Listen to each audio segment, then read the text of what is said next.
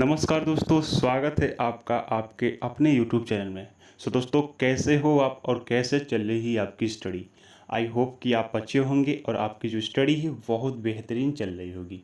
दोस्तों, इस वीडियो में हम देखने वाले हैं पीएम एसएसबी छात्रवृत्ति परीक्षा के थ्रू साइंस यानी कि विज्ञान के 100 महत्वपूर्ण प्रश्नों को। दोस्तों, ये सभी प्रश्न कॉमन प्रश्न हैं। इन सभी के कहीं ना कहीं आप इसमें से 50 के आंसर आप जान ही रहे होंगे। तो दोस्तों, वीडियो को बीच में स्किप नहीं करना है, सभी क्वेश्चन को आपको देखना है, रटना है और कमेंट करके ये बताना है कि आपने 100 में से कितना क्वेश्चन आपको आ रहा था, मतलब 100 में से कितना आपका सही हुआ। तो चलिए हम फटाफट क्वेश्चन को देखते हैं, ठीक है। और याद रखिएगा, हर भाई हर बहन को ये कमेंट करना है कि 100 में से कितने क्वेश्चन का आंसर आपको मालूम था, ठीक है दोस्तों। कमेंट करके आपको ज़रूर बताना है वीडियो के लास्ट में। तो यहाँ पे देखिएगा, जो फर्स्ट क्वेश्चन आता है वो है, यहाँ पे देखिएगा दोस्तों,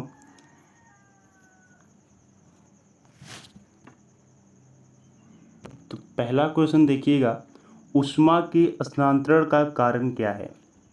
ऊष्मा के स्थानांतरण का कारण क्या है। ऑप्शन है कि निक्षेपण, सेकेंड ऑप्शन है विस्थापन, थर्ड ऑप्शन है तापांतर और फोर्थ ऑप्शन है विघटन।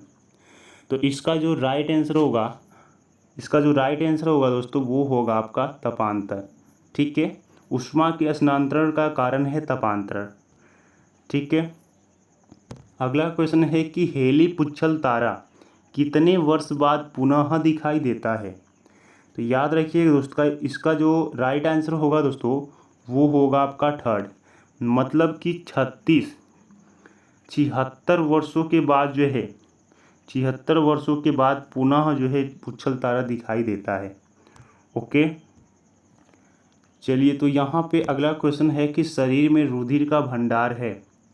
ऑप्शन है तिल्ली, सेकेंड ऑप्शन है अस्थिमज्जा, थर्ड ऑप्शन है हृदय और फोर्थ ऑप्शन है यकृत।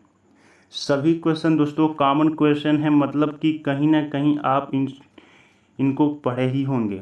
तो आपको कमेंट करके बताना है कि इसका आंसर कौन सही है। पहला ऑप्शन सही है कि सेकंड की, थर्ड की, फोर्थ, ठीक है। और वीडियो को शुरू से अंत तक आपको वॉच करना है, वीडियो को बीच में स्किप नहीं करना है। और वीडियो के लास्ट में आपको ये बताना है कि 100 में से कितने क्वेश्चन का आंसर आपको आ रहा था, ठीक है दोस्तों। आप कमेंट करेंगे तो मुझे बहुत ज़्यादा खुशी होगी दोस्तों, ठीक है, कि जो मेरे फ्रेंड हैं वो कहीं ना कहीं अपने एग्ज़ाम को लेकर एक्टिव हैं। तो याद रखिएगा, शरीर में रुधिर का जो भंडार है वो है तिल्ली, ठीक है। जितने भी रीढ़धारी, ठीक है दोस्तों, जितने भी रीढ़धारी प्राणी होते हैं सभी में तिल्ली पाया जाता है। मनुष्य के पेट में पाया जाता है और तिल्ली को शरीर में जो है रुधिर का भंडार कहा जाता है। ओके, चलिए, तो अगला क्वेश्चन होगा कि मनुष्य के शरीर में कुल हड्डियों की संख्या कितनी होती है। इसका आंसर तो आपको जान रही होंगे।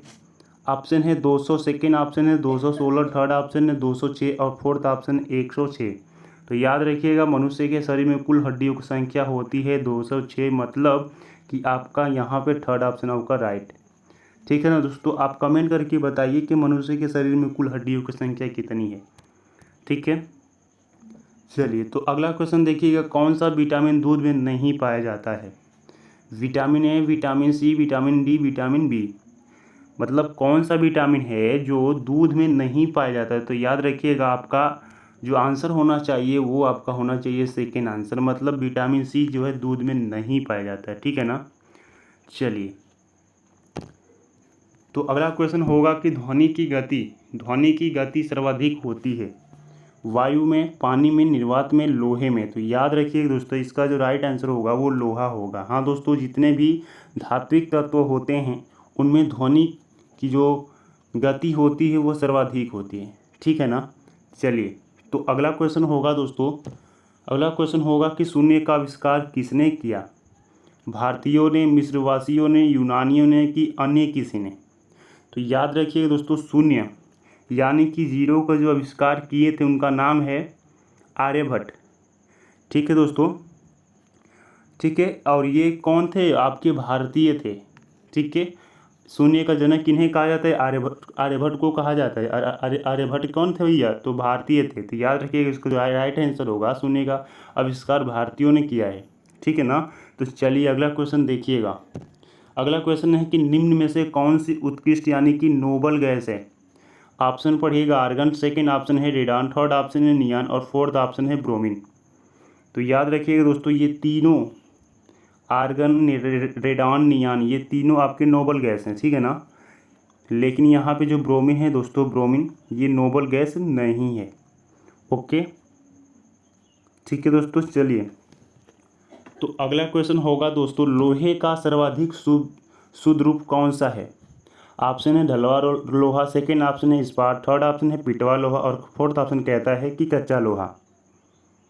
जो ऑप्शन आपको राइट लगे दोस्तों आप कमेंट कीजिएगा। तो इसका जो राइट आंसर होगा दोस्तों, लोहे का जो सर्वाधिक शुद्ध रूप होता है वो होता है आपका पिटवा लोहा, ठीक है ना। चलिए तो अगला क्वेश्चन दोस्तों, इंद्रधनुष के किनारों के रंग होते हैं।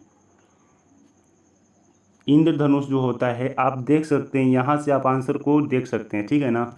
तो ऑप्शन पढ़िएगा बैगनी और लाल, सेकेंड ऑप्शन है बैगनी और हरा, थर्ड ऑप्शन है लाल और हरा और फोर्थ ऑप्शन कहता है कि लाल और नीला। यानी कि जो आपका इंद्रधनुष होता है उसमें तो 7 रंग होते हैं, आप देख सकते हैं। यहाँ पे क्वेश्चन कह रहा है कि इंद्रधनुष के किनारों के रंग कैसे होते हैं। तो यहाँ देखिए लाल है और नीचे कौन सा है भैया? बैगनी है। मतलब बैगनी और लाल आपका जो पहला ऑप्शन होगा वो राइट होगा, है ना दोस्तों। ठीक है दोस्तों आपको कमेंट करना है कि वीडियो कैसी लगी, आपको वीडियो कैसी लग रही है। यदि अच्छी लग रही है तो दोस्तों लाइक कीजिए, रिस्पांस दीजिए, ठीक है ना। और कमेंट करके आपको बताना है कि ये वीडियो आपके लिए हेल्पफुल था। ऐसे ही वीडियो आपको और चाहिए, ठीक है। तो मोर वीडियो के लिए आपको कंप्लीट करना कमेंट करना होगा दोस्तों कि हाँ हाँ सर मुझे ऐसे ही वीडियो डेली रूटीन पे चाहिए, ठीक है ना। आपका जो एग्ज़ाम है 29 सितंबर को होगा, ठीक है। एडमिट कार्ड की बात करते, एडमिट कार्ड जल्द ही अवेलेबल होने वाला है, 2-4 दिन में हो जाएगा, ठीक है। तो चलिए हम अगला क्वेश्चन देखते हैं। हर भाई हर बहन को ये कमेंट करना है कि 100 में से, ठीक है, 100 में से कितने क्वेश्चन का आंसर आपको मालूम थी। ये चीज़ आपको कमेंट करके बताना है, ठीक है ना दोस्तों। सभी क्वेश्चन आसान है, जो साइंस के हम क्वेश्चन लाए हैं दोस्तों, ये सभी क्वेश्चन कहीं ना कहीं आप ज़रूर पढ़े होंगे।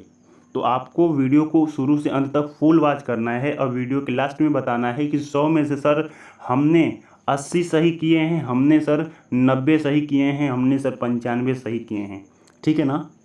ओके दोस्तों, तो चलिए ऊर्जा का जो क्वेश्चन है दोस्तों, ऊर्जा का मात्रक वही होता है जो होता है किसका? कार्य का, शक्ति का, बल का, त्वरण का। तो याद रखिएगा दोस्तों, ऊर्जा का जो मात्रक होता है वही मात्रक होता है आपके कार्य का, ठीक है ना। ऊर्जा का मात्रक क्या होता है दोस्तों? कार्य का मात्रक क्या होता है दोस्तों? तो जूल होता है, ठीक है। और यही मात्रक आपकी ऊर्जा का भी होता है, ठीक है दोस्तों। तो चलिए अगला प्रश्न है कि जो एड्स रोग है किसके द्वारा फैलता है? ऑप्शन है बैक्टीरिया के द्वारा, सेकेंड ऑप्शन है कवक के द्वारा, थर्ड ऑप्शन है वायरस के द्वारा और फोर्थ ऑप्शन कहता है कि प्रोटोजोआ के द्वारा। तो याद रखिएगा दोस्तों, जो एड्स रोग है दोस्तों वायरस के द्वारा फैलता है, ठीक है ना। चलिए तो अगला क्वेश्चन देखिए दोस्तों। अगला क्वेश्चन है कि दक्षिण गंगोत्री कहाँ स्थित है दोस्तों? दक्षिण गंगोत्री कहाँ स्थित है? ऑप्शन है तमिलनाडु में, सेकेंड ऑप्शन है अंडमान निकोबार द्वीप समूह में, थर्ड ऑप्शन कहता है हिमालय की तराई में और फोर्थ ऑप्शन कहता है अंटार्कटिका में। तो याद रखिएगा दोस्तों, इसका जो राइट आंसर होना चाहिए वो होना चाहिए आपका फोर्थ, ठीक है। फोर्थ ऑप्शन आपका राइट होगा। दक्षिण गंगोत्री कहाँ स्थित है? अंटार्कटिका में स्थित है। और वो किस लिए स्थित है दोस्तों? तो आप देख लीजिएगा, जो आपका दक्षिण गंगोत्री है वो अंटार्कटिका में स्थित है, ठीक है। अंटार्कटिका में स्थित भारत का ये पहला वैज्ञानिक आधार केंद्र था, ठीक है। अंटार्कटिका में स्थित ये भारत का पहला वैज्ञानिक आधार केंद्र था, जो क्या अंटार्कटिका के कार्यक्रम का हिस्सा था। यह दक्षिणी ध्रुव से लगभग कितना? तो 2500 किलोमीटर यानी कि 1600 मील की दूरी पर स्थित है, ठीक है ना। ये कुछ पॉइंट था उसके विषय में आपको इसको रीड कर लेना है, ठीक है। चलिए, भारत का पहला परमाणु रिएक्टर कहाँ स्थापित किया गया?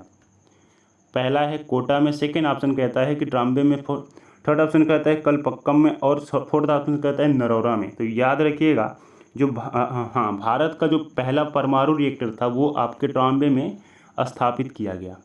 ठीक है दोस्तों, एक बार और बता दें, हर भाई हर बहन को ये कमेंट करना है कि भैया ये वीडियो आपको अच्छी लगी कि नहीं लगी, और 100 क्वेश्चन में से आपने 90 सही किया कि 80 प्लस सही किया कि 70 प्लस सही किया। आपको ये चीज़ कमेंट करके बताना ही बताना है दोस्तों। जब आप ये बताएंगे तो मुझे खुशी होगी कि जो मेरे स्टूडेंट हैं, जो मेरे फ्रेंड हैं, जो मेरे भाई और जो मेरे बहन हैं, वो कहीं ना कहीं तैयारी अपना बेहतरीन बनाए हैं। ठीक है ना। 100 क्वेश्चन आपके लिए इसलिए लाया हूँ कि ताकि आप ये कमेंट कर सके कि मुझे इसमें से 100 में से 80 क्वेश्चन के आंसर आ रहे थे, 70 आ रहे थे। ठीक है,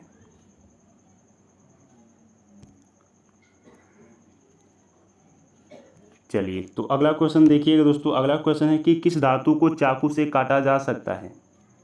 सिल्वर, सोडियम, जिंक, एल्यूमिनियम। तो याद रखिएगा दोस्तों, पोटेशियम, ठीक है, इसके अलावा सोडियम, ये ऐसे धातु हैं जिनका गलनांक बहुत कम होता है और इनको चाकू से काटा जा सकता है। ठीक है ना। तो यहाँ आप देखिए जो सेकेंड ऑप्शन है दोस्तों वो आपका राइट होगा, यानी कि सोडियम। तो अगला क्वेश्चन होगा कि सिल्क के कीड़े के तापमान, हाँ, सिल्क के कीड़े, जो सिल्क के कीड़े होते हैं उनका पालन पोषण को क्या कहते हैं? सिल्क का मतलब होता है रेशम। ठीक है, तो रेशम के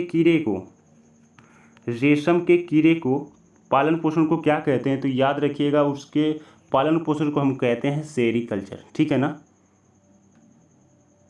सेरीकल्चर। ओके दोस्तों, चलिए तो अगला क्वेश्चन देखिए दोस्तों। अगला क्वेश्चन है कि फिश कल्चर का अध्ययन क्या कहलाता है?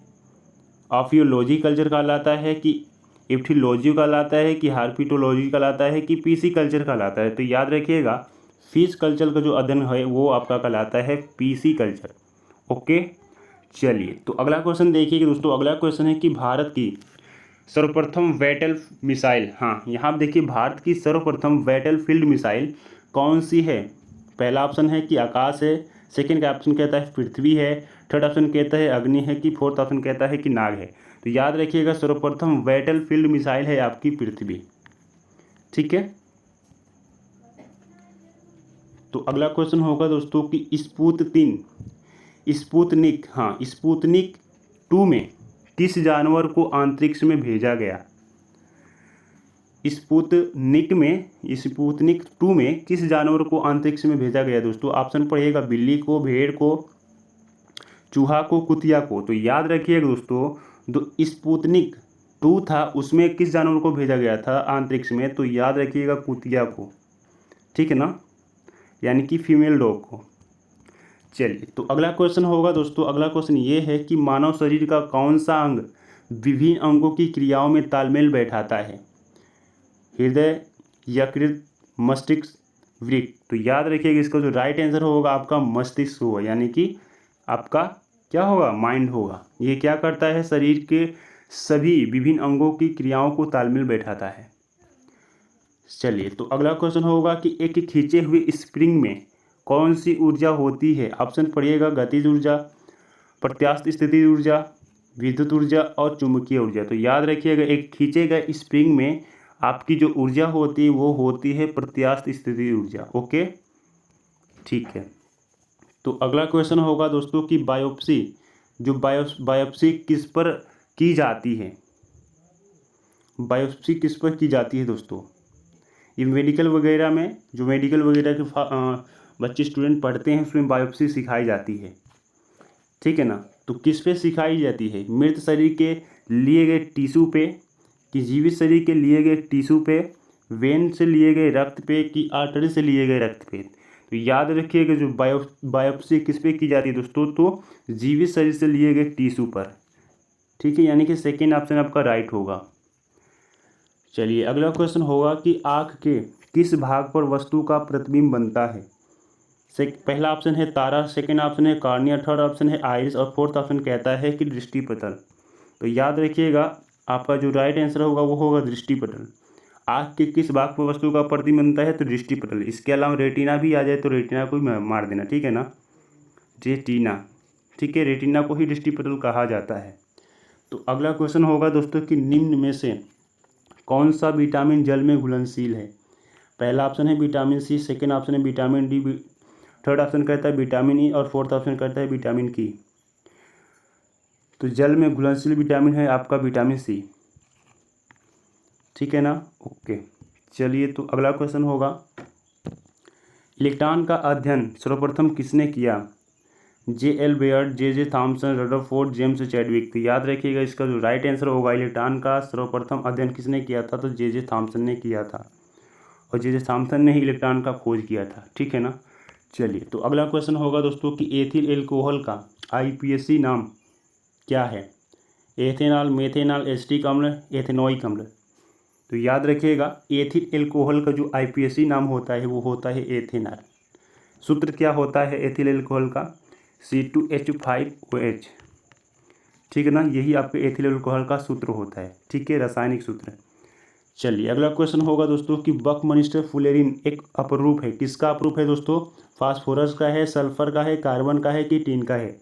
तो याद रखिएगा जो फुलेरिन है यानी कि बकमिंस्टर फुलेरिन है वो कार्बन का क्या है, एक अपरूप है, ठीक है ना। चलिए तो अगला क्वेश्चन होगा दोस्तों कि एल्कोहलों के विहाइड्रोजनीकरण प्राप्त होता है, अम्ल प्राप्त होता है, एस्टर प्राप्त होता है, एल्डिहाइड प्राप्त होता है कि एमीन प्राप्त होता है। तो एल्कोहल का सूत्र देखिएगा, ये आपके एल्कोहल का सूत्र है दोस्तों, ठीक है ना। तो हाइड्रोजन के क्वेश्चन है कि हाइड्रोजन के एल्कोहलों के विहाइड्रोजनीकरण द्वारा प्राप्त क्या होता है। तो याद रखिएगा आपका जो थर्ड ऑप्शन होगा सही होगा, यानी कि एल्डिहाइड प्राप्त होता है, ठीक है। ये आपके एल्डिहाइड का सूत्र है मतलब। चलिए तो अगला क्वेश्चन होगा दोस्तों, अगला क्वेश्चन क्या है, एसीटोन का IUPAC नाम है। एसीटोन CH3COCH3 ये आपका एसीटोन है। तो इसका रासायनिक नाम क्या होगा, तो याद रखिएगा प्रोपेनॉन होगा, ठीक है दोस्तों, प्रोपेनॉन।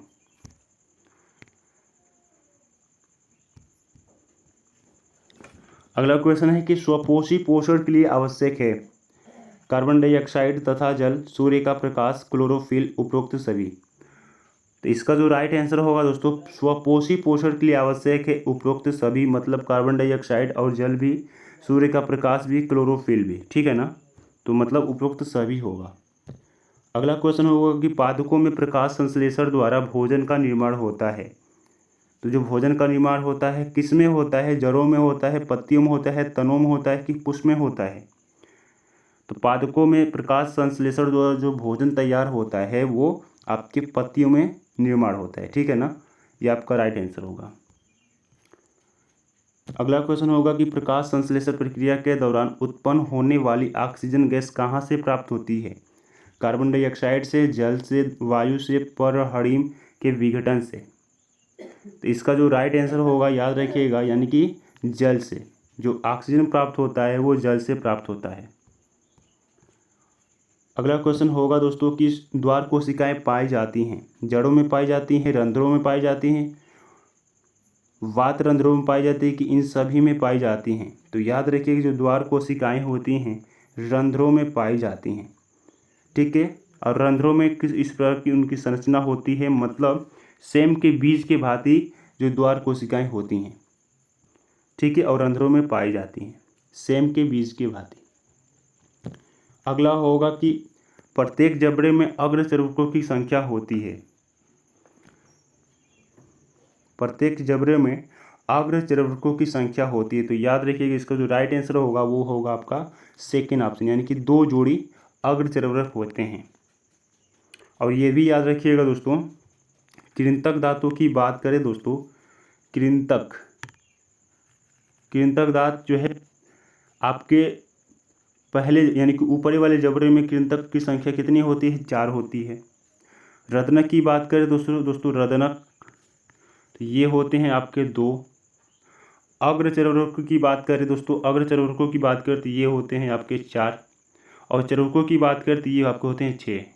6 4 10, और 10 6 16, यानी कि 16 ऊपर होंगे 16 नीचे होंगे, यानी कि 32 दांत होगी मनुष्य के। ओके, चलिए अगला क्वेश्चन होगा कि निम्नलिखित में से मनुष्य की जो सलाइवा होता है उसमें क्या पाया जाता है? टाइलिन पाया जाता है, लाइसोजाइम पाया जाता है, पेप्सिन पाया जाता है, कि दोनों, मतलब पहला और दूसरा? तो याद रखिएगा दोस्तों, मनुष्य की सलाइवा में टाइलिन और लाइसोजाइम पाया जाता है। ठीक है दोस्तों, चलिए तो अगला क्वेश्चन होगा दोस्तों कि यकृत स्रावित करता है, जो यकृत है वो क्या स्रावित करता है? तो याद रखिएगा, इसका जो राइट आंसर होगा दोस्तों पितरस होगा, यानी कि जो यकृत है, लीवर है, वो पितरस को स्रावित करता है। नेक्स्ट क्वेश्चन है दोस्तों कि पितरस का स्राव होता है, तो याद रखिएगा इसको जो राइट आंसर होगा दोस्तों यकृत होगा। अभी आपने क्वेश्चन को देखा, बहुत से स्टूडेंट होंगे पितरस का स्राव मार देंगे पिताशय से, तो ये गलत हो जाएगा, ठीक है ना। इसका जो राइट आंसर होगा यकृत होगा। अगला क्वेश्चन है कि प्रचलित रूप से ऊर्जाग्रह यानी कि ऊर्जागृह कहलाता है क्लोरोप्लास्ट को, राइबोसोम को, माइटोकॉन्ड्रिया को, कि लाइसोसोम को? तो याद रखिएगा माइटोकॉन्ड्रिया को क्या कहा जाता है? ऊर्जागृह कहा जाता है। ओके दोस्तों, चलिए अगला क्वेश्चन होगा कि एटीपी तथा NADP2H का निर्माण कहाँ होता है? माइटोकॉन्ड्रिया में, क्लोरोप्लास्ट में, प्राक्सीसोम्स में, कि लाइसोसोम्स में? तो याद रखिएगा एटीपी और NADP2H का जो निर्माण होता है वो माइटोकॉन्ड्रिया में होता है, यानी कि पहला ऑप्शन आपका राइट होगा। अगला क्वेश्चन है कि कोशिकीय प्रकरणों में ऊर्जा मुद्रा है, कोशिकीय प्रकरणों में ऊर्जा मुद्रा किसे कहा जाता है? माइटोकॉन्ड्रिया को, ग्लूकोज को, एटीपी को, कि पाइरूवेट को? तो याद रखिएगा इसको जो राइट आंसर होगा वो होगा आपका थर्ड, यानी कि एटीपी को जो है ऊर्जा मुद्रा भी कहा जाता है। ठीक है दोस्तों, सभी क्वेश्चन दोस्तों बहुत ज़्यादा इंपॉर्टेंट है, आपको रट लेना है दोस्तों, ठीक है ना। और वीडियो के लास्ट में कमेंट करना है कि 100 में से कितने क्वेश्चन का आंसर आपको आ रहा था, ये चीज़ आपको कमेंट्स करके ज़रूर बताना है दोस्तों। किस दोस्त के जो है कि 80 सही हो रहे हैं, किन के 90 सही हो रहे हैं, आपको कमेंट करके बताना है, ठीक है ना। फेफड़ों में शुद्ध रुधिर आता है, फेफड़ों में शुद्ध रुधिर किसके थ्रू आता है दोस्तों? बाएं अलिन के द्वारा, कि दाएं अलिन के द्वारा, कि बाएं नीलय के द्वारा, कि दाएं नीलय के द्वारा? तो याद रखिएगा दोस्तों जो शुद्ध रक्त आता है तो वो आता है बाएं नीलय के द्वारा, अशुद्ध रक्त किसके द्वारा आएगा? तो दाएं नीलय के द्वारा, ठीक है ना। चलिए अगला क्वेश्चन होगा कि शुद्ध रुधिर को शरीर के विभिन्न भागों में ले जाती है कौन? शिराएं, महाशिरा, दायानीलय, की महाधमनी? तो याद रखिएगा इसका जो राइट आंसर होगा महाधमनी होगा दोस्तों, ठीक है दोस्तों। शुद्ध रुधिर को शरीर के विभिन्न भागों में ले जाती है तो महाधमनी ले जाती है। ओके दोस्तों, चलिए अगला क्वेश्चन होगा दोस्तों, दाएं नीलय से अशुद्ध रुधिर किस अंग में जाता है? तो दाएं नीलय से जो अशुद्ध रुधिर होता है वो आपके फेफड़ों में जाता है, ठीक है ना दोस्तों। चलिए अभी हमने आपको पीछे बताया। अगला क्वेश्चन है कि पादकों में जाइलम का कार्य क्या होता है? तो पादकों में जाइलम का कार्य होता है जल और खनिज का क्या करना? संवहन करना। याद रखिएगा दोस्तों बहुत ज़्यादा इंपॉर्टेंट क्वेश्चन है, तो यहाँ पर जो सेकेंड ऑप्शन होगा आपका राइट होगा, यानी कि जल का संवहन। अगला क्वेश्चन है कि जल तथा खनिज लवणों का कौन सा ऊतक पादक के विभिन्न भागों में पहुंचाता है? तो अभी हमने आपको बताया कि जल और खनिज का संवहन कौन करता है? तो जाइलम करता है, यानी कि सेकेंड ऑप्शन आपका क्या होगा? राइट होगा दोस्तों। आपको कमेंट करके दोस्तों बताना है कि वीडियो आपको कैसी लग रही है दोस्तों, ठीक है ना दोस्तों। यदि वीडियो अच्छी लगे तो लाइक कीजिए, और आपको ये ज़रूर बताना है कि ये वीडियो आपके लिए हेल्पफुल था कि नहीं, ठीक है दोस्तों। चलिए तो अगला क्वेश्चन होगा दोस्तों, फ्लोएम द्वारा भोजन का स्थानांतरण होता है सुक्रोज के रूप में, प्रोटीन के रूप में, हार्मोन्स के रूप में, कि वसा के रूप में? तो याद रखिएगा फ्लोएम द्वारा भोजन का स्थानांतरण होता है सुक्रोज के रूप में, ठीक है दोस्तों। चलिए तो अगला क्वेश्चन होगा दोस्तों कि मनुष्य में मुख्य उत्सर्जी अंग होता है, वृक्क होता है, फेफड़े होते हैं, त्वचा होता है, यकृत होता है? तो याद रखिएगा मनुष्य में मुख्य उत्सर्जी अंग होता है आपका वृक्क, ठीक है ना। बाकी ये तीनों अन्य अंतर्गत आते हैं, मतलब कि दूसरे उत्सर्जी अंग के अंतर्गत आते हैं, ठीक है ना दोस्तों। यानी कि जो वृक्क होगा वो मुख्य उत्सर्जी अंग होगा। वृक्क बना होता है, वृक्क किससे बना होता है दोस्तों? मूत्रवाहिनियों से, कि मेलपीडियन नलिकाओं से कि नेफ्रॉन से कि शुक्रजनक नलिकाओं से। तो याद रखिएगा जो आपका वृक्क होता है दोस्तों वो नेफ्रॉन से बना होता है। लगभग 8 से 12 लाख महीन और लंबे कुंडलिनीकृत नेफ्रॉनों से बना होता है। ठीक है दोस्तों, चलिए तो अगला क्वेश्चन होगा दोस्तों। अगला क्वेश्चन ये है कि जीवों में विभिन्नताएं उत्पन्न होती हैं। तो जीवों में जो विभिन्नताएं उत्पन्न होती हैं दोस्तों याद रखिएगा लैंगिक जनन के द्वारा उत्पन्न होती हैं। ठीक है ना दोस्तों। अगला क्वेश्चन होगा दोस्तों कि अलैंगिक जनन द्वारा मुकुलन, अलैंगिक जनन मुकुलन द्वारा होता है, यानी कि अलैंगिक जनन किसमें जो है तो अलैंगिक जनन मुकुलन द्वारा होता है। किसमें दोस्तों अलैंगिक जनन मुकुलन द्वारा होता है, तो याद रखिएगा ईस्ट में। ठीक है ना दोस्तों, ईस्ट में जो है अलैंगिक जनन मुकुलन द्वारा होता है। अगला क्वेश्चन होगा दोस्तों कि विद्युत धारा का मात्रक क्या है। तो याद रखिएगा विद्युत धारा का मात्रक होता है एम्पियर। प्रतिरोध का मात्रक होता है ओम। ठीक है दोस्तों, आवेश का मात्रक होता है कूलाम। ठीक है दोस्तों, चलिए अगला क्वेश्चन होगा दोस्तों निम्नलिखित में से कौन सी जीवन आधार प्रणाली नहीं है। निम्नलिखित में से कौन सी जीवन आधार प्रणाली नहीं है। भूमि, पौधा, जल, वायु। तो याद रखिएगा जो पौधा है वो जीवन आधार प्रणाली नहीं है। भूमि का रहना आवश्यक है, जरूरी है। जल का रहना आवश्यक है। पानी का, वायु का रहना भी आवश्यक है। ठीक है ना। अगला दोस्तों क्वेश्चन है कि अरहर यानी कि तूर है कैसी फसल है दोस्तों। मिलेट फसल है, रेशेदार है कि जड़दार है कि कंद वाली फसल है। तो याद रखिएगा जो अरहर है दोस्तों वो मिलेट फसल है। ठीक है दोस्तों, चलिए निम्नलिखित में से कौन सा ऊर्जा का नवीकरणीय स्रोत है दोस्तों। तो याद रखिएगा यहाँ पे नवीकरणीय स्रोत नहीं है। जल है, पवन है, अवशिष्ट पदार्थ है, लेकिन लकड़ी नहीं, यानी कि आपका फोर्थ ऑप्शन सही होगा। तो नेक्स्ट क्वेश्चन दोस्तों अगला क्वेश्चन होगा कि निम्नलिखित में से कौन सा यौगिक के लिए सत्य नहीं है। मतलब इसमें से कौन सा कथन यौगिक के लिए असत्य है। असत्य को ढूंढना है। पहला ऑप्शन है कि अपने घटकों के गुण का प्रदर्शन। सेकंड ऑप्शन कहता है कि अपने नियत अनुपात में उपस्थित होते हैं। थर्ड ऑप्शन कहता है कि घटकों को सरल साधनों में पृथक नहीं किया जा सकता। फोर्थ ऑप्शन कहता है कि घटकों को रासायनिक अभिक्रिया से एक साथ जोड़ा जाता है। तो याद रखिएगा यानी कि यौगिक में जो मेन पॉइंट गलत है इसमें से ये है आपका पहला ऑप्शन, यानी कि घटकों जो अपने घटकों का प्रदर्शन नहीं करते, अपने घटकों का गुण प्रदर्शन नहीं करते हैं। ठीक है ना। यौगिक में ऐसा नहीं होता है। यदि ये मिश्रण होता तो ये चीज़ होता। मिश्रण में होता है, मिश्रण में अपने घटकों का गुण प्रदर्शन करते हैं, लेकिन यौगिक में नहीं होता है। ठीक है ना। चलिए तो अगला क्वेश्चन होगा दोस्तों कि यदि किसी वस्तु को उत्तल लेंस के फोकस पर रख दिया जाए, किस पे दोस्तों, तो फोकस पे, तो प्रतिबिंब कहाँ बनेगा। याद रखिएगा फोकस पे रखी गई वस्तु का जो प्रतिबिंब बनता है वो अनंत पे बनता है। क्योंकि उत्तल लेंस है तो दूसरी ओर बनेगा। ठीक है, तो यहाँ पर देखिए, यहाँ पर जो थर्ड ऑप्शन है अब देख लीजिएगा ये राइट होगा, यानी कि दूसरी ओर असमिता पर, यानी कि अनंत पे। ठीक है ना। ओके दोस्तों, चलिए तो अगला क्वेश्चन होगा दोस्तों कि जब प्रकाश की कोई किरण विरल माध्यम से सघन माध्यम में जाती है तो जो अपरिवर्तित किरण है वो क्या होती है। अवलंब की ओर झुक जाती है कि अवलंब के सहारे गुजर जाती है कि सीधे गुजर जाती है कि अविलंब से दूर हटती है। तो याद रखिएगा दोस्तों जब कोई किरण विरल माध्यम से सघन में जाती है तो अविलंब की ओर क्या हो जाती है, झुक जाती है। यानी कि पहला ऑप्शन आपका क्या होगा दोस्तों, राइट होगा। अगला क्वेश्चन होगा कि निम्नलिखित में से कौन सी गेहूं की अच्छी फसल देने वाली किस्म है। सोनालिका, बाला, मुक्तावेशी, रंजीत। तो याद रखिएगा जो सोनालिका है वो सबसे अच्छी किस्म है गेहूं को, गेहूं फसल देने वाली है। तो अगला क्वेश्चन होगा एक फिजिक्स का न्यूमेरिकल है, बहुत छोटा सा न्यूमेरिकल है दोस्तों। ये देखिए, ये 2 ओम और ये 2 ओम, इसको सॉल्व कीजिए। तो ये समांतर क्रम में है। ठीक है, तो समांतर क्रम में हम क्या करेंगे, 1/2 कर देंगे प्लस 1/2 कर देंगे, दोनों को जोड़ेंगे तो 1/, क्या आ जाएगा 2। मतलब कि 1/, आर इज इक्वल टू क्या होगा, 1/2 होगा। तो आर का मान क्या होगा 2।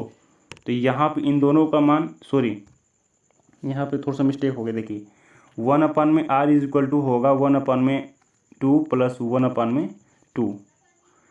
जब इनको जोड़ेंगे ये आधा और ये आधा मिलेंगे तो 1 हो जाएगा। मतलब आर का मान क्या निकल के आएगा 1। यहाँ आप देखिए इन दोनों का मान निकल गया 1। अब ये 1 और ये 1 श्रेणी क्रम में हो गए, दोनों जुड़ जाएंगे तो 2 ऑप्शन आपका राइट होगा, यानी कि 2 ओम आपका सही होगा। ठीक है ना दोस्तों। चलिए तो अगला क्वेश्चन होगा कि प्लास्टिक की बोतल और जो बाल्टियाँ होती हैं किससे बनी होती हैं?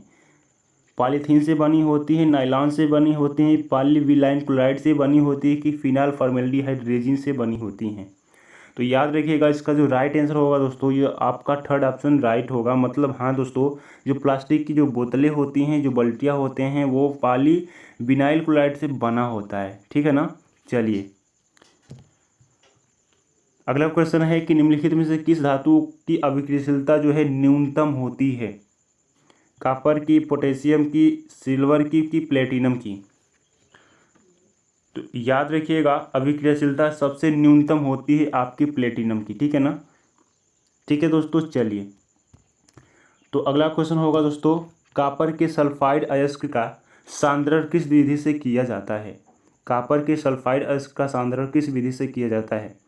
तो याद रखिएगा कॉपर के सल्फाइड अयस्क का जो सांद्रण किया जाता है फेन प्लवन प्रक्रम के द्वारा किया जाता है। कॉपर के सल्फाइड अयस्क का जो सांद्रण करना है तो फेन प्लवन प्रक्रम का प्रयोग करना होगा। ठीक है ना। चलिए तो अगला क्वेश्चन होगा कि हेमेटाइट अयस्क से आयन के निष्कर्षण में किस गालक का उपयोग किया जाता है? हेमेटाइट अयस्क से यदि आपको आयरन को निकालना है, फेरम को निकालना है, तो उसके लिए गालक का किस गालक का प्रयोग करोगे दोस्तों? तो वो होगा आपका क्या, चूना पत्थर, यानी कि कैल्शियम कार्बोनेट होगा दोस्तों। ठीक है ना। कैल्शियम कार्बोनेट यानी कि पहला ऑप्शन आपका राइट होगा, चूना पत्थर। ठीक है। चूना पत्थरों को जो है दोस्तों हम गालक के रूप में इस्तेमाल करते हैं। अगला क्वेश्चन होगा कि ऐसी विधि को क्या कहते हैं जिसमें एक ही पदार्थ के छोटे अणु संयोग करके एक अधिक अणु द्रव्यमान का निर्माण करते हैं? तो याद रखिएगा उसको हम क्या कहते हैं दोस्तों, संघनन कहते हैं। संघनन में क्या होता है दोस्तों, छोटे छोटे अणु आपस में मिलकर एक बड़े अणु द्रव्यमान का निर्माण करते हैं, बड़े अणु द्रव्यमान का निर्माण करते हैं। ठीक है ना। तो वो प्रक्रम क्या है, संघनन है। ओके, यानी कि पहला ऑप्शन आपका क्या होगा, राइट होगा। चलिए तो अगला क्वेश्चन होगा दोस्तों कि किसी अभिनेत्र लेंस की फोकस दूरी में परिवर्तन विभिन्न स्थानों पर स्थित पिंडों के प्रतिबिंब को स्पष्ट देखने के लिए किसके द्वारा किया जाता है? रेटिना द्वारा, पक्षमाभी पेशियों के द्वारा, कार्निया के द्वारा कि पुतली के द्वारा? इंपॉर्टेंट क्वेश्चन दोस्तों, इसको नोट कर लीजिए या फिर याद कर लीजिए। देखिए किसी भी वस्तु का स्पष्ट प्रतिबिंब देखने के लिए फोकस दूरी को परिवर्तित कौन करता है दोस्तों? तो पक्षमाभी पेशियाँ, यानी कि आपका सेकेंड ऑप्शन सही होना चाहिए। ठीक है ना। ओके दोस्तों। चलिए हर भाई हर बहन से ये निवेदन है दोस्तों कि वीडियो को फुल वॉच कीजिए। 100 क्वेश्चन आपको जो करा रहे हैं सभी इंपॉर्टेंट हैं। ठीक है ना कहीं आपको बहुत ज़्यादा हेल्प करेंगे। और 100 क्वेश्चन में से आपको कितने क्वेश्चन का आंसर मालूम था, इस चीज़ को कमेंट करके आपको ज़रूर बताना है दोस्तों। ठीक है ना दोस्तों। आप कमेंट करेंगे, मैं उसको रीड करूँगा, उसका रिप्लाई दूंगा दोस्तों। ठीक है ना। आप कमेंट करते तो मुझे खुशी होता है दोस्तों। ठीक है कि जो मेरे फ्रेंड हैं, जो मेरे स्टूडेंट हैं, वो कहीं ना कहीं अपने एग्ज़ाम को लेकर एक्टिव हैं। ठीक है। तो चलिए अगला क्वेश्चन ये है कि एक उत्तल लेंस द्वारा बना प्रतिबिंब हो सकता है। उत्तल लेंस द्वारा बना प्रतिबिंब हो सकता है आभासी तथा बड़ा, आभासी तथा छोटा, आभासी तथा समान आकार का, उपरोक्त में से कोई नहीं। तो याद रखिएगा उत्तल लेंस द्वारा बना जो प्रतिबिंब हो सकता है, यानी कि सत्ता की बात कर रहा है, तो याद रखिएगा आभासी बन सकता है। एक स्थिति ऐसी आती है जिस स्थिति में जो है प्रतिबिंब आभासी बनता है और बड़ा बनता है, यानी कि पहला ऑप्शन जो है सही होगा। हालांकि उत्तल लेंस में वास्तविक प्रतिबिंब बनता है। ठीक है। लेकिन एक ऐसी भी स्थिति होती है जिसमें आभासी बनता है और बड़ा बनता है। ठीक है। तो आपका जो पहला ऑप्शन होगा वो राइट होगा। चलिए तो अगला क्वेश्चन है कि किसी चुंबक में अधिकतम चुंबकत्व कहाँ होता है? कोई चुंबक है और उसमें अधिकतम चुंबकत्व कहाँ होता है दोस्तों? ये है नॉर्थ और ये है साउथ। तो याद रखिए उसके सिरों पर जो है अधिकतम चुंबकत्व होता है। ठीक है दोस्तों। ओके, यानी कि यहाँ पे पहला जो ऑप्शन होगा वो राइट होगा, यानी कि उसके सिरों पर। ठीक है। अगला क्वेश्चन है कि इकाई क्षेत्रफल पर पड़ने वाले प्ररोध को क्या कहते हैं? तो इकाई क्षेत्रफल पर पड़ने वाले प्ररोध को क्या कहते हैं दोस्तों? तो प्रेशर कहते हैं, यानी कि दाब कहते हैं। ठीक है। क्या कहते हैं दोस्तों? दाब कहते हैं दोस्तों। सभी क्वेश्चन दोस्तों बहुत ज़्यादा इंपॉर्टेंट है, वीडियो को आप फुल वॉच कीजिए, छोड़ना नहीं है, ठीक है। और आपसे हम बार बार यही कहेंगे कि आप बताइए कमेंट करके कि आपको 100 क्वेश्चन में से कितने क्वेश्चन का आंसर मालूम थे दोस्तों, ठीक है, कितने आंसर आ रहे थे, ताकि पता लगे कि आप स्कॉलरशिप के लायक हैं या नहीं, मतलब कि पा सकते हैं कि नहीं। यदि मेहनती हैं तो भाई ज़रूर मिलेगा आपको, ठीक है ना। सरकार जो है लगभग 15,000 स्टूडेंट को स्कॉलरशिप ये देगी, तो आपको 15,000 में शामिल होना है, तो अभी से एक्टिव हो जाना है, ठीक है। जितना क्वेश्चन मिले आपको सभी क्वेश्चन को अटेंड करना है, सभी क्वेश्चन को रटना है, ठीक है ना। कहीं ना कहीं अभी यदि आप एग्ज़ाम में तुक्का भी मारेंगे तो सही मार देंगे, ठीक है, क्योंकि बिना नेगेटिव मार्क्स का है, तो आपको सभी 100 क्वेश्चन करना है, एक भी क्वेश्चन को छोड़ना नहीं है, ठीक है। चलिए आप मेहनत करते रहिए, यदि आप मेहनत करते हैं तो आपको उसका फल अच्छा मिलेगा, मतलब आपको स्कॉलरशिप ज़रूर मिलेगा, ठीक है। चलिए इसका क्वेश्चन आपने पढ़ा, हाँ, प्ररोध, तो आपका दाब होगा, ठीक है ना। इकाई क्षेत्रफल पढ़ने वाला जो प्ररोध होगा, यानी कि जो बल होगा, उसको हम दाब कहते हैं। यहाँ पे नेक्स्ट क्वेश्चन है कि वसा विलेय होते हैं, यानी कि यहाँ पे वसा लिखा है, ठीक है ना, यहाँ पे वसा लिखा है, और वसा किस में विलेय होते हैं? जल में, ईथर में, मिट्टी के तेल में, नाइट्रिक अम्ल में। तो जो वसा होता है दोस्तों वो किस में विलेय होता है? तो आप देख लीजिए ईथर में, ठीक है। तो यहाँ पे जो आपका सेकेंड ऑप्शन है वो राइट होगा, ठीक है ना दोस्तों। चलिए दोस्तों, हर भाई हर बहन से ये निवेदन है कि वीडियो को लाइक कीजिए दोस्तों, ठीक है ना। लाइक करेंगे तो इस तरह के और भी आपको मोर वीडियो जो है मिलेगा, मतलब बहुत ज़्यादा वीडियो आपके लिए अपलोड करेंगे, ठीक है ना।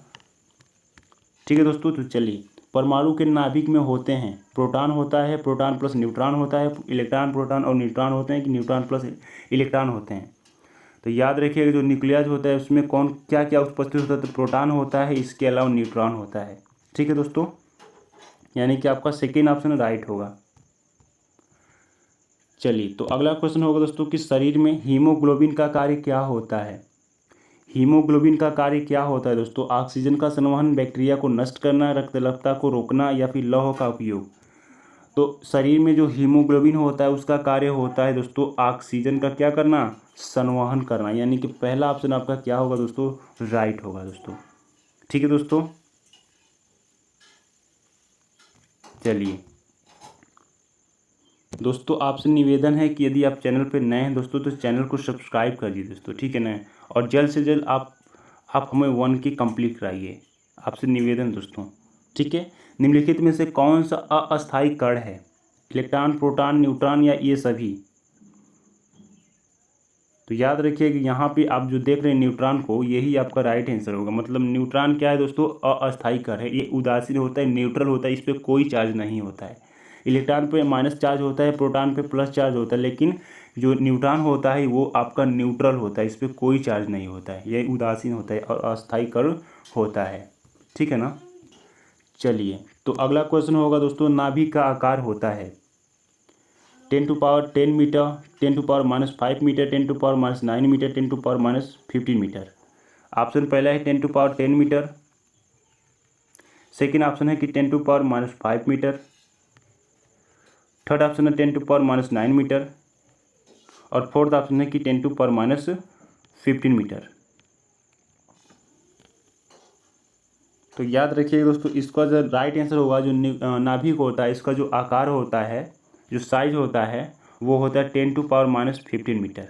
यानी कि आपका फोर्थ ऑप्शन सही होगा दोस्तों, ठीक है। याद रखिएगा -15 मीटर होगा, ठीक है। चलिए, तो अगला क्वेश्चन देखिएगा दोस्तों। अगला क्वेश्चन है कि चैडविक ने किसकी खोज की थी? जो चैडविक थे भैया, वो किसकी खोज किए थे?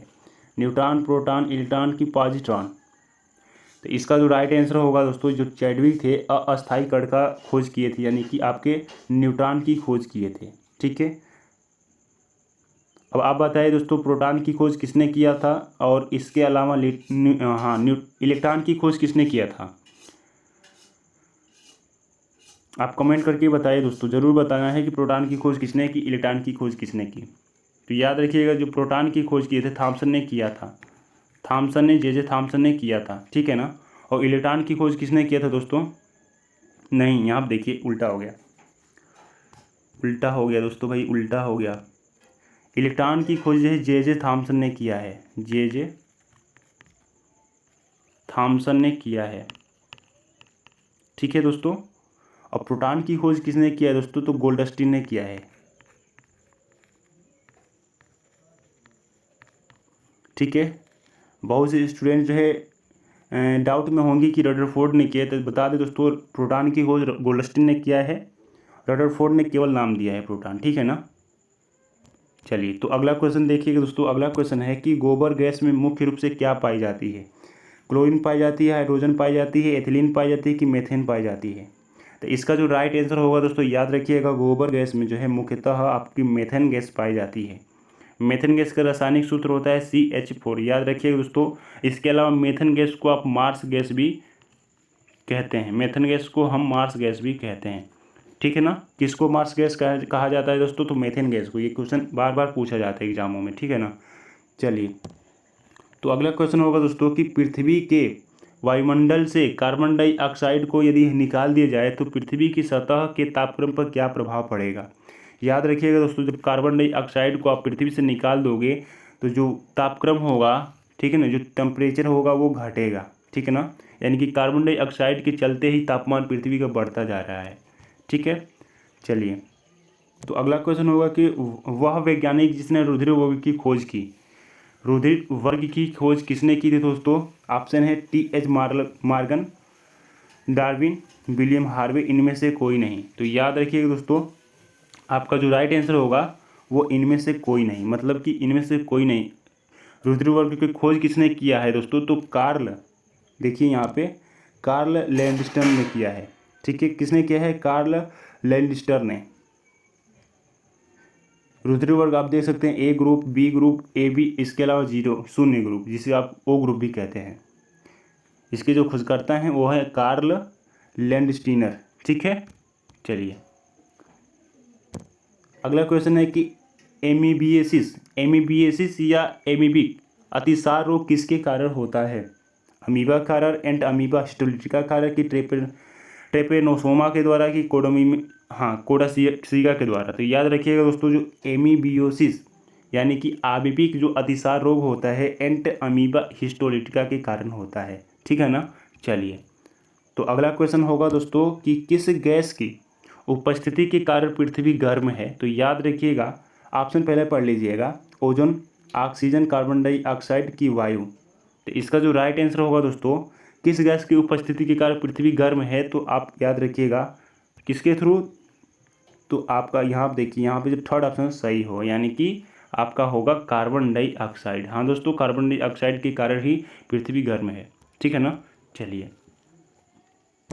अगला क्वेश्चन होगा कि पृथ्वी की सतह से ऊपर जाने पर दाब पर क्या प्रभाव पड़ता है? दाब बढ़ता है, घटता है, अपरिवर्तित रहता है कि उपरोक्त सभी? तो पृथ्वी से ऊपर जाने पर क्या होगा दोस्तों? जो दाब है वो क्या होगा? जो प्रेशर है वो घटता है। ठीक है। क्योंकि आप पृथ्वी से ऊपर जाएंगे, गुरुत्वाकर्षण का मान घटता जाएगा, इसलिए दाब भी क्या होगा? घटेगा। ठीक है।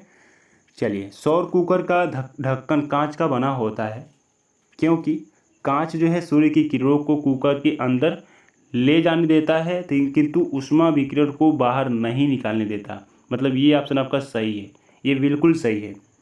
सेकेंड ऑप्शन कह रहा है कि कांच पारदर्शी होता है जिससे भोजन का पकना देखा जा सके। ये बिल्कुल गलत है, इसका कोई बात नहीं है। कांच उसका विकिरण को अवशोषित नहीं करता, इसलिए ऊर्जा व्यर्थ नहीं। भाई, विकिरण को अवशोषित नहीं करेगा तो भोजन जल्दी नहीं पकेगा ना, ये भी गलत है।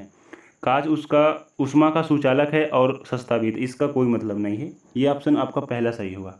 ठीक है। ये क्या करता है? विकिरण यानी कि सूर्य के विकिरण को, किरणों को क्या अंदर अवशोषित कर लेता है। ठीक है, उसको बाहर नहीं निकलने देता, जिसके कारण जो भोजन जल्दी ही पकता है। ठीक है ना। चलिए, तो अगला क्वेश्चन होगा कि जो वह अंग जो टूटी फूटी आरबीसी को नष्ट करता है, प्लीहा, अग्नाशय, यकृत, अस्थिमज्जा? तो याद रखिएगा दोस्तों, जो प्लीहा है ये टूटी फूटी आरबीसी को, यानी कि लाल रक्त कणिकाओं को क्या करता है? यानी कि red blood corpus, red blood cells होता है दोस्तों, red blood cell, red blood cells को क्या करता है, नष्ट करता है। कौन, प्लीहा। और याद रखिएगा प्लीहा को आरबीसी का क्या, कब्रिस्तान कहा जाता है। कब्रिस्तान कहा जाता है। ये क्वेश्चन भी आने के चांस रखता है। ठीक है दोस्तों, पॉसिबिलिटी है। याद रखिएगा जो प्लीहा है उसको लाल रक्त कणिका का क्या, कब्रिस्तान कहा जाता है। क्यों, क्योंकि ये जो खराब हो गए होते हैं, जो खराब आरबीसी होता है, रेड ब्लड कार्पस होते हैं, जो उनको क्या कर देता है, नष्ट कर देता है। जो खराब है उनको हटा देता है, ठीक है ना, इसलिए इसको कब्रिस्तान कहा जाता है। किसका, आरबीसी का। अगला क्वेश्चन होगा कि सूर्य बना होता है किसका, हाइड्रोजन का, हीलियम का, कार्बन से, कि इनमें से, हाँ दोनों से। तो याद रखिए जो आपका सूर्य है वो मुख्यतः हाइड्रोजन और हीलियम से बना होता है। हाइड्रोजन और हीलियम से बना होता है। ठीक है, चलिए अगला क्वेश्चन ये है कि विद्युत बल्ब का फिलामेंट किस धातु का बना होता है। ये दोस्तों एक कॉमन क्वेश्चन है और आप इसका आंसर कमेंट करके बता भी सकते हैं।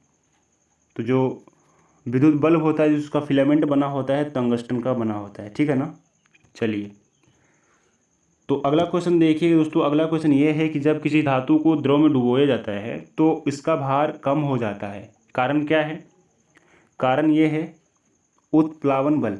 ठीक है ना दोस्तों, उत्प्लावन बल। कोई भी देखिए ये जल है ना, इसमें आप किसी भी धातु को डालिए, ठीक है, हमने इस धातु को डाला तो ये क्या करेगा, जब इसमें जाएगा पानी में तो पानी की सतह नीचे से उसको ऊपर की ओर धक्का देगी। ठीक है, और इसलिए ये क्या हो जाता है, हल्का हो जाता है, मतलब उसका जो भार है वो कम हो जाता है। ठीक, प्रोड्यूसर गैस मिश्रण है किसका किसका, तो वायु तथा जल का कार्बन मोनोऑक्साइड, हाइड्रोजन गैस और नाइट्रोजन का, कार्बन मोनोऑक्साइड नाइट्रोजन गैस का, कार्बन मोनोऑक्साइड हाइड्रोजन गैस का।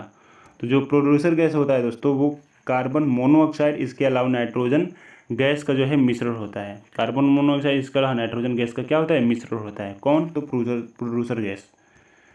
ठीक है दोस्तों, चलिए अगला क्वेश्चन है कि चूना पत्थर किसका उदाहरण है। आग्नेय चट्टानों का, अवसादी चट्टानों का, प्रवृत्ति चट्टानों का, दानेदार चट्टानों का। तो याद रखिएगा दोस्तों जो चूना पत्थर है वो अवसादी चट्टानों का क्या है, एक उदाहरण है। ठीक है, चलिए अगला क्वेश्चन ये है कि हानिकारक जीव है, मुर्गी है, रेशम कीट है, एंट अमीबा है कि मधुमक्खी है। तो यहाँ पे जो थर्ड ऑप्शन है आपका राइट है, मतलब कि जो एंट अमीबा दोस्तों वो हानिकारक जीव है। ठीक है दोस्तों, सभी क्वेश्चन बहुत ज़्यादा इंपॉर्टेंट हैं। ठीक है ना, वीडियो को फुल वॉच कीजिए। बस थोड़े से ही क्वेश्चन अब रह गए, आपके जो 100 क्वेश्चन हैं वो कंप्लीट होने वाले हैं दोस्तों। और आपको जल्द से ही, जैसे ही वीडियो कंप्लीट हो जाए, आपको वीडियो ख़त्म हो जाए, आपको वीडियो क्लास में कमेंट करना है कि 100 क्वेश्चन हमने जो कराया आपके लिए उसमें से कितने क्वेश्चन का आंसर आपको आ रहे थे। ठीक है, मतलब कितने क्वेश्चन आपने सही किया। ठीक है, परजीवी पौधा होता है, परजीवी पौधा क्या है, अमरबेल है, कपास है, आम है कि सेब है। तो याद रखिएगा जो परजीवी पौधा है वो है आपका अमरबेल। ठीक है, अगला क्वेश्चन ये है कि निम्नलिखित में से कौन सा तत्व उपधातु है, लेड, टीन, एंटीमनी, बेरियम। तो याद रखिएगा जो आपका एंटीमनी है दोस्तों वो क्या है, एक उपधातु है। ओके दोस्तों,